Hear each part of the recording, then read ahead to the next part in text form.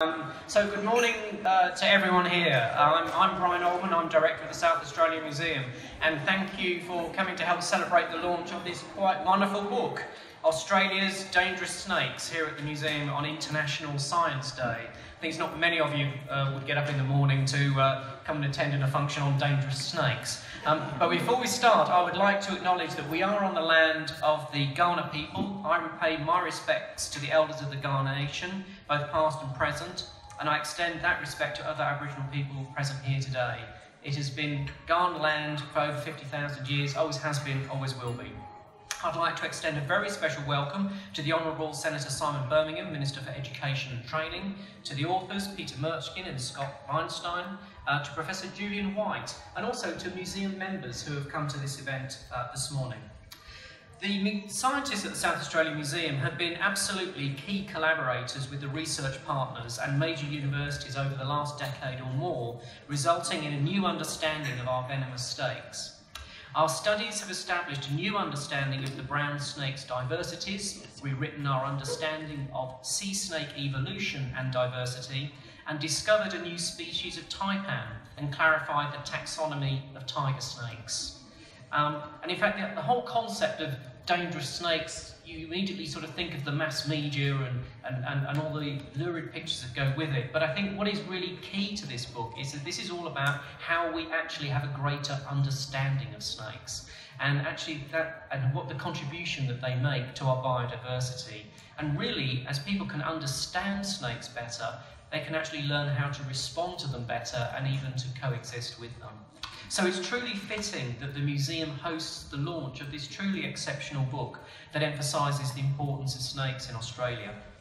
So here this morning to participate in the launch is the Senator Simon Birmingham, Minister of Education and Training, and help me join in welcoming Simon to the podium. Thank you.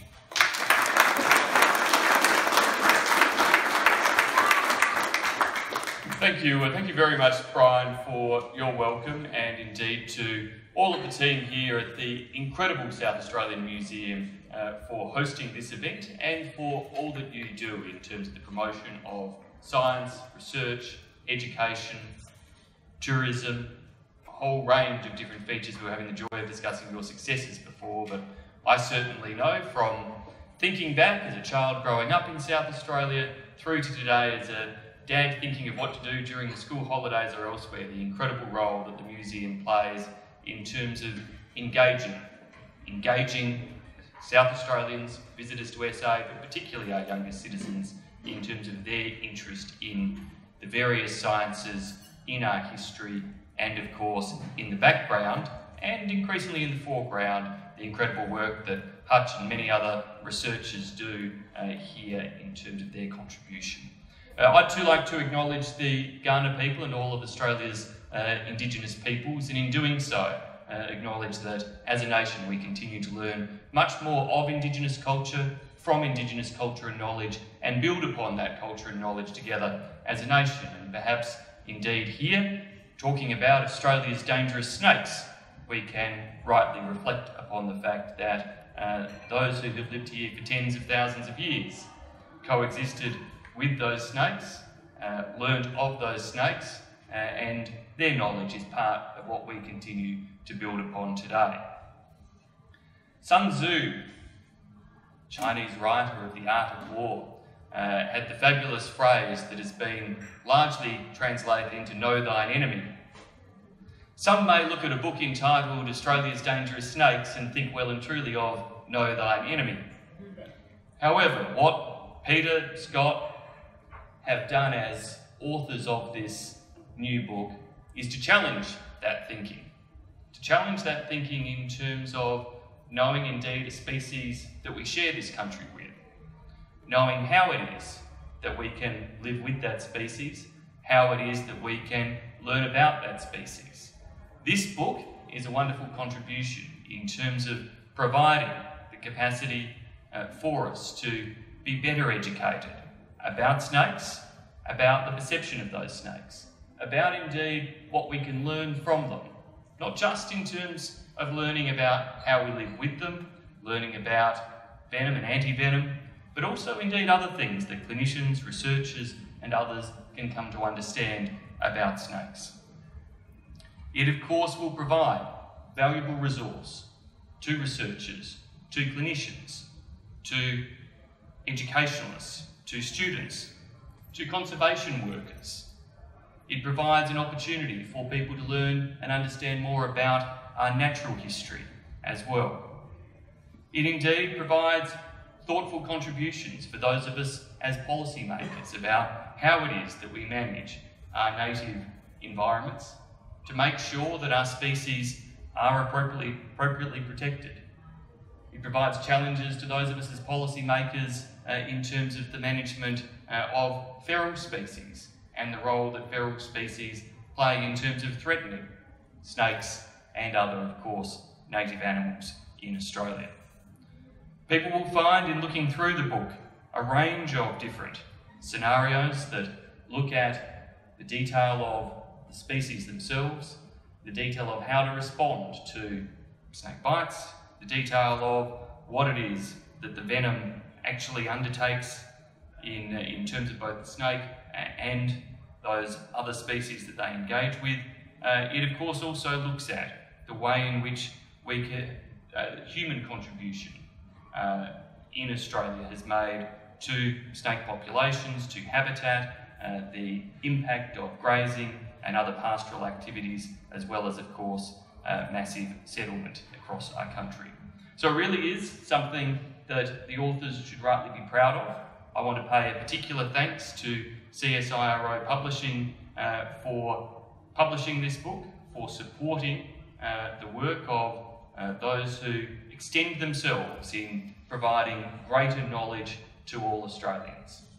As Minister for Education and Training, that of course is one of the incredible things that I have the honour of doing day in, day out, is seeing, meeting, working alongside outstanding researchers who are experts in their field, who extend the scope of human knowledge, and from that scope of human knowledge we are able to then translate that into a whole range of other benefits in medical science, in environmental management, elsewhere, that can of course help us to be and continue to be prosperous, successful, and live in what is one of the most wonderful countries on earth.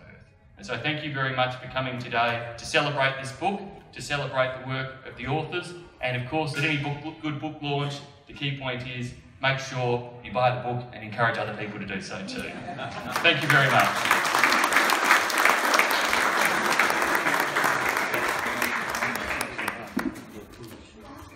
Thank you so much for your words, particularly the last few words there were extremely important. We're very excited to have two of the authors here today. The third one decided to be in Denmark for some reason. I don't know what his excuse was. So please join me in welcoming Peter Mirtschin and Scott Weinstein to the stage to talk a little bit about the book and how it's transpired. Welcome to the stage.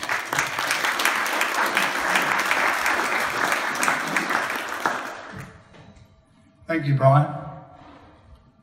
Minister for Education, the Honourable Senator Simon Birmingham, Mr Brian Oldman, the Director of the South Australian Museum, Julian White, the Director of the State Toxinology Service.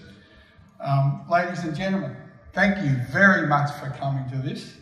It's a real honour to have all you people here. Some of my flying mates are here, people from all walks. I'm really happy that you're able to turn up to a launch on snakes, or a book on snakes.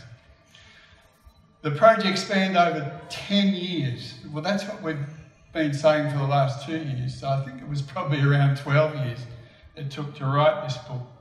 And in 424 pages, it's stacked with information, I hope a little bit for everyone. And thank you, Mia. Thank you, Mia, for sticking with me on this journey.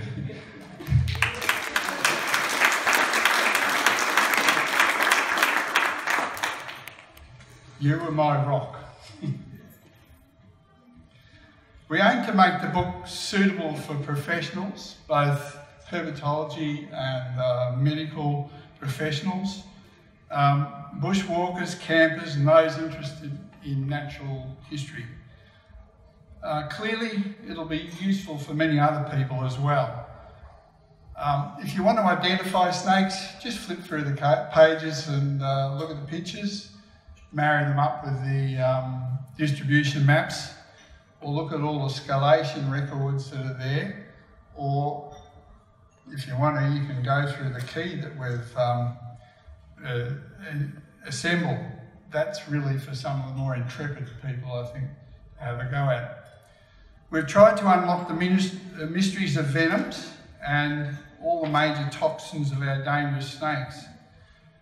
Not only are the medical implications of these toxins discussed, but we examine the drug discovery of venoms, how they're used as tools for research, and how the toxins are used in diagnostic applications.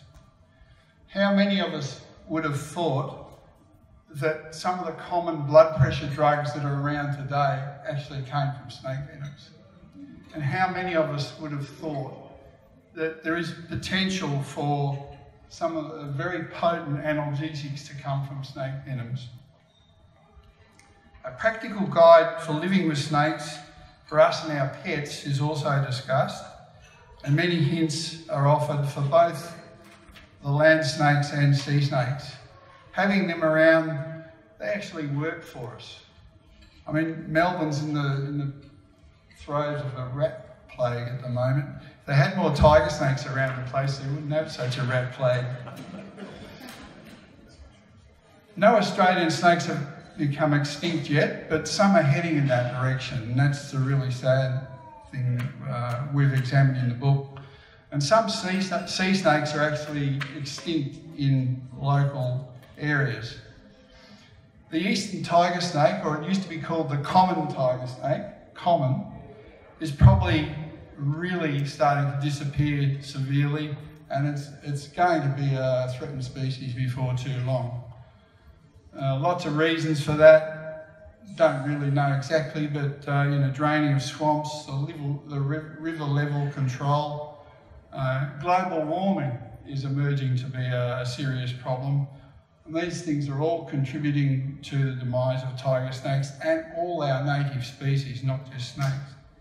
Ground snakes, on the other hand, have probably increased in numbers. We don't know for sure, but they're now the most serious problem in terms of snake bite around the country, whereas tiger snakes used to be years ago. If we want to conserve snakes, as the Minister was talking about earlier, the best thing to do is look after the threats. It's not just for snakes, it's for all our native species, but the threats are the big thing that are the problem for snakes. Global warming is emerging to be a really big problem. It can affect things like deformities, sex change ratios, and the loss of sea snakes as well. Global warming is probably having a serious problem. Sea snakes at sea can become dehydrated, probably a result of the shifting climatic problems that we're having, and also forces them down to lower levels in the sea, and how they adapt to that is anyone's guess. Coral bleaching is a problem for sea snakes. It really degrades habitats. Another problem is cats and foxes. Something like 4 billion reptiles are lost each year because of cats, and about 1.7 billion are lost due to foxes. And of course they affect a whole lot of other species as well. Our birds, just the last 2 weeks, we've learned that over 700 million birds are lost from cats. They're a serious problem, and despite the 5 to 9 billion that we spend each year running our wildlife authorities, this problem has been there and it's existed for about the last 50 or 60 years. There are many more problems, habitat loss, other feral animals other than the ones I mentioned, weeds and salinity, and on the list goes on, and we've looked at all those things in the book. We've also covered some controversial topics in the book. Can dingoes save snakes? I won't elaborate on that, you can read about it in the book. But as you know, there was a fence established back in the 1800s to keep the dingoes out of southern Australia. Maybe we should be thinking about taking the fence down. Do all snakes need to be relocated? Something like 1,000 snakes in Adelaide are collected when they interact with humans every year. And they're all relocated. And we look at that question of whether that's a good idea, shifting them and dumping them into just a few places. And also the question about maybe we should actually learn to live with snakes a bit better rather than having them removed. I hope Scott will talk about the policy that's just come out recently about only using one vial of antivenom. I won't go into that, but hopefully Scott will talk about it. In doing a book like this, we needed the help of a lot of people. And we actually cited about 900 papers in the book, scientific works. The co-authors, I thank them very much for their help. Scott, who will talk a bit in a minute. He's been a wonderful help, certainly kept me in line with a lot of things. And Arnie from Denmark, a really great catch to get him to write the sea snake part of the book. A number of other photographers, we had a lot of photographers contribute to the book, but two I'll name here were Scott Iper and Brian Bush. They gave me quite a lot of photos that we could use, and they're excellent photos, and we're very grateful for them. Special thanks goes to Chris Daniels, Professor Chris Daniels from the USA. He did a lot of the early editing of the book. It was probably going to end up about 800 pages, and Chris got it down to just over 400 pages for it. I don't know what I would have done without Chris's help. Mark Hutchison from the South Australian Museum was a wonderful help. He always made his time available when I rang. I had to come here and look at specimens and photograph them. Mark was a wonderful help, and he also helped me with the key that's in the book. There was Bill Nemirakakis, took me a while to learn how to say that. Brian Fry and Ruchira Somarira also helped with some earlier drafts of some of the chapters. From my point of view, as I mentioned earlier, the person that was of greatest help to me was Mia. She was just, she nursed my brain when I was going through some sticky spots doing the book when the times got tough. And she had to put up with a lot of delays and things she wanted done after the book. But after today, Mia's presenting me with a list that's a lot bigger than this. I'd like to also thank Nathan and Nathan Dunstan and the guys from Venom Supplies, Jeff Abraham and Luke Allen. He always put aside a bit of time for me when I went up there to take some photos for the book. My Clayton Bay friends, so I see some of them here. Like me, they had to put up with a lot of things they had to put off at times, and after the book. Publisher CSIRO, they were wonderful. They were very professional, certainly helped us a lot with getting the right mix of things. Certainly put up with a lot of delays in doing the book, which I thought was very good of them. And as the Minister said, the South Australian Museum was a wonderful help for us over the years. And if you get a chance afterwards, I'd advise you all to go and have a good look around the museum. It's a really nice place.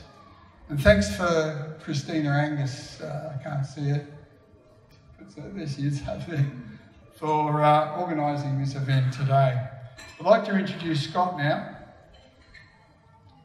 Scott tells me the other day the first time that we made contact was in 1985 when he ordered some Venom off us for when he was working at the New York University. I followed his progress after that time in the many scientific publications that he was involved in. And about 20 years ago he came to South Australia and it was good to catch up with him then and actually meet him. He went back to America and then he returned to South Australia to work at the State Toxinology Unit with Associate Professor Julian White. And thanks, Julian, for encouraging him to come here, because he's been a great asset to South Australia like you are. We hit it off from the start, and I was really delighted that he agreed to write the medical parts of the book, but he helped me with every other chapter as well. So Scott is now an Associate Professor at the University of Adelaide School of Medicine. I'd like to introduce him to you. Thanks, Scott. Thanks a lot for that very impressive introduction. I'm not going to reiterate what Peter said. Thanks everybody. Thanks to everybody for coming, and for the Minister for his opening remarks, and for all the help that a number of people have given Mark Hutchinson, Julian White, a lot of contributions they've made. And my girlfriend, Dr. Alison Dundon, who's here, who was very helpful not only with support, but also information about P&G and some of the peoples there in relation to snakebite. And that's what I'd like to just briefly comment on, because Peter covered many of the major points of the book. But it's interesting, when I first came here, I remember I was here maybe 2 or 3 weeks, and a person was bitten by a red-bellied blacksnake on King William Road, actually, not far from the Women's and Children's Hospital. And I was like, wow, this is a fantastic country. You know, I mean, somebody could be like changing a tire on a main highway and get bitten in the leg. You know, but what's really amazing about that is that it differentiates Australia from a lot of places, because snakebite is actually a very enormous public health problem in other countries where the snakes are persistent. Several species are persistent in areas of human development, and there's a great deal of mortality and morbidity from their bites, and we still don't have any real idea. There's tons of speculation, but we don't really have an idea of the exact toll that snakebite envenoming takes on the human populations in a number of economically challenged countries, particularly when it comes to morbidity rather than death, because if you have an agrarian worker or farmer who has a family of 7, 8 kids and winds up with a permanent disability and cannot earn his living, it actually affects generations. And we don't really have a full understanding of that at this point. But what differentiates Australia is we have here a number of the most experimentally toxic species that also produce very, very significant envenoming in people who are bitten, but yet we have an excellent medical system, an outstanding retrieval system from the Royal Flying Doctor Service and MedStar, and this all combined changes the outcome for people who are bitten by highly venomous species, which in other circumstances might have a significant fatality rate. And then we have courses like Julian's short course that we do at the Women's and Children's Hospital, which trains people from around the country. And obviously this plants people with much greater familiarity with snakebite in some of the major urban centers and also some of the regional centers, so that when people are retrieved, they get evidence-based treatment. And this is the other point that I'm really just going to mention briefly, and that is that snakebite envenoming is not really different than treating other medical presentations, other problems that exist in clinical medicine. And it's often perceived as unusual because there's a great component of zoology. There's a great need for people to be able to identify what's bitten somebody, to be familiar with venom properties, and to know the pathophysiology of what the envenoming may bring, to know for supportive treatments. Antivenom doesn't treat everything. And so as a result of that, it's kind of like a unique area, which is a sub-discipline of medical toxicology, but yet the patient is still the center. It's still patient-centered management, and that's what Peter was alluding to, where now we have in this field, and this is discussed at length in the book purposely, that there's controversy about how much antivenom to use. We don't know the therapeutic window, meaning how much to give, and in many cases when to stop. But the problem is that based on a very little bit of evidence, there's now a predominant opinion in some literature that it should be a very minimal dose. And we know from experience that this is very likely misleading. And we can't treat many of the people who are seriously bitten, particularly if they come in with pre-existing medical problems, and this is discussed in the book as well, if we only give a minimal amount of antivenom, somebody with a cardiovascular disease being bitten by a snake that produces cardiotoxic effects or cardiovascular effects may need quite a bit more antivenom. An elderly person with a change in their kinetics, their elimination of toxins, we don't even know how these toxins are eliminated or processed metabolically in the human body. Venom is not one toxin. Venom is anywhere from 20 to hundreds of different components.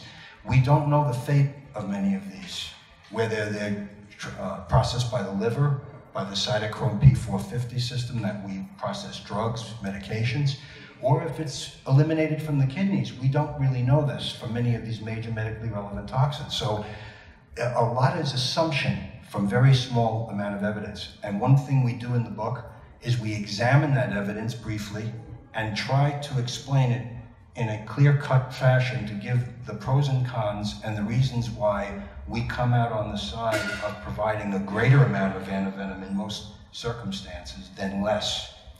And really, finally on this, the main issue I think the book really addresses, as Peter said, it's something for everybody, but a lot of this information from the standpoint of clinical toxinology is often unavailable to the general reader. And that's because it tends to be in disparate zoological, ecology, ethology, and obviously many biomedical and clinical science journals, and the average general reader is not going to harness all of this in and synthesize the material together.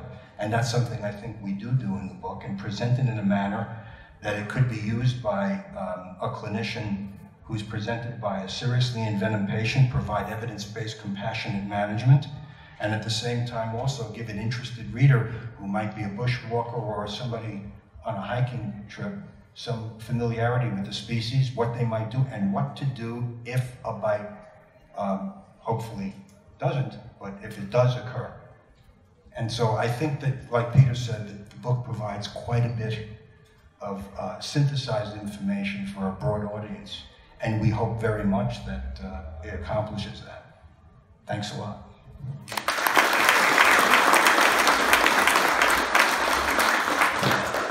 Thank you, Peter and Scott, for those amazing insights into the subject. That concludes the formalities for this morning. As the Minister says, the book is available for sale at the shop. It's a truly unique occasion because I know that both Peter and Scott will be loved to sign those copies that you bought. So please take advantage of that. And I wish you all a very safe journey home, particularly if you're going up the King William Road. So thank you for coming along this morning. It's great to have you all here, and continue to enjoy the hospitality of the museum. Thank you.